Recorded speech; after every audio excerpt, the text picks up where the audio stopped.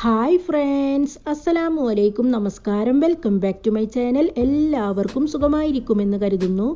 ഇന്നത്തെ നമ്മുടെ റെസിപ്പി നല്ല ടേസ്റ്റി ആയിട്ടുള്ള ഒരു റൈസാണ്. വെറും 10 മിനിറ്റുകൾ കൊണ്ട് നല്ല കിഡിലൻ ടേസ്റ്റുള്ള ഈ ഒരു വെറൈറ്റി റൈസ് എങ്ങനെയാണ് തയ്യാറാക്കിയെടുക്കുന്നതെന്ന് നോക്കിയാലോ. നമ്മുടെ ടേസ്റ്റി ആയിട്ടുള്ള ഈ ഒരു വെറൈറ്റി റൈസ് തയ്യാറാക്കിയെടുക്കാൻ വേണ്ടി ചൂടായി വന്ന പാനിലേക്ക് 3 ടേബിൾ സ്പൂൺ മുഴുവനായിട്ടുമുള്ള ഓയിൽ ഒഴിച്ചു കൊടുക്കാം.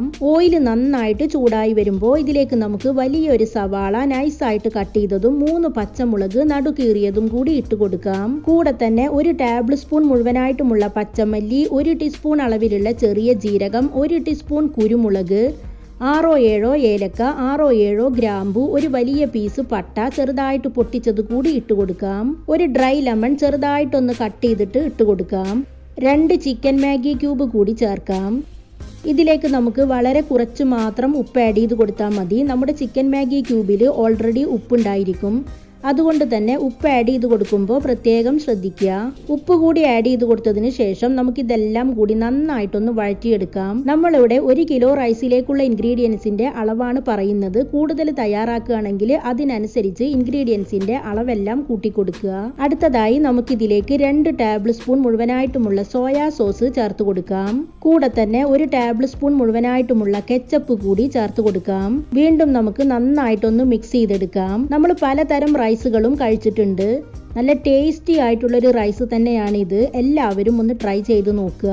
അടുത്തതായി നമുക്കിതിലേക്ക് 1 ടീസ്പൂൺ മുഴുവനായിട്ടുമുള്ള ഗരം മസാല പൗഡർ കൂടി ചേർത്ത് കൊടുക്കാം. കൂടെ തന്നെ 1 ടീസ്പൂൺ മുഴുവനായിട്ടുമുള്ള കുരുമുളക് പൊടി ചേർക്കാം. വീണ്ടും ഒന്നുകൂടി നന്നായിട്ട് മിക്സ് ചെയ്തെടുക്കാം. വളരെ ഈസി ആയിട്ട് തയ്യാറാക്കാൻ പറ്റുന്ന ഒരു കിഡിലൻ ടേസ്റ്റുള്ള റൈസാണിത്. വെറും 10 മിനിറ്റുകൾ കൊണ്ട് നമുക്ക് തയ്യാറാക്കിയെടുക്കാവുന്നതേയുള്ളൂ. അടുത്തതായി നമുക്കിതിലേക്ക് നന്നായിട്ട് തിളപ്പിച്ച വെള്ളം ആഡ് ചെയ്ത് കൊടുക്കാം. നമ്മളിവിടെ 5 കപ്പ് അളവിലുള്ള റൈസാണ് എടുത്തിട്ടുള്ളത്. 9 കപ്പ് വെള്ളമാണ് നമ്മൾ ഇതിലേക്ക് ആഡ് ചെയ്ത് കൊടുക്കുന്നത്.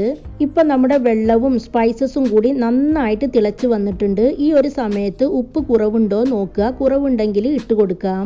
അടുത്തതായി നമുക്കിതിലേക്ക് റൈസ് ഇട്ട് കൊടുക്കാം. നമ്മളിവിടെ എടുത്തിട്ടുള്ളത് ലോങ് റൈസ് ആണ്.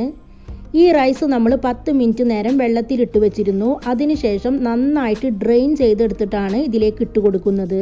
റൈസ് നമ്മൾ മുഴുവനായിട്ടും ആഡ് ചെയ്ത് കൊടുത്തതിന് ശേഷം നമുക്ക് ഇതെല്ലാം കൂടി നന്നായിട്ടൊന്ന് മിക്സ് ചെയ്ത് കൊടുക്കാം. ഇനി നമുക്ക് പാൻ അടച്ചു വെക്കാം. മീഡിയം ഫ്ലെയിമിൽ ഇട്ട് കൊടുക്കാം. റൈസ് നമ്മൾ കുക്കാകാൻ വെച്ചിട്ട് ഏകദേശം ഒരു 7 മിനിറ്റോളം ആയിട്ടുണ്ട്. ഇടക്കൊന്ന് തുറന്ന് നമ്മൾ നന്നായിട്ട് ഒന്നുകൂടി മിക്സ് ചെയ്ത് കൊടുത്തിരുന്നു. ഇപ്പൊ നമ്മുടെ റൈസ് വെള്ളമെല്ലാം വറ്റി നല്ല അടിപൊളിയായിട്ട് വന്നിട്ടുണ്ട്.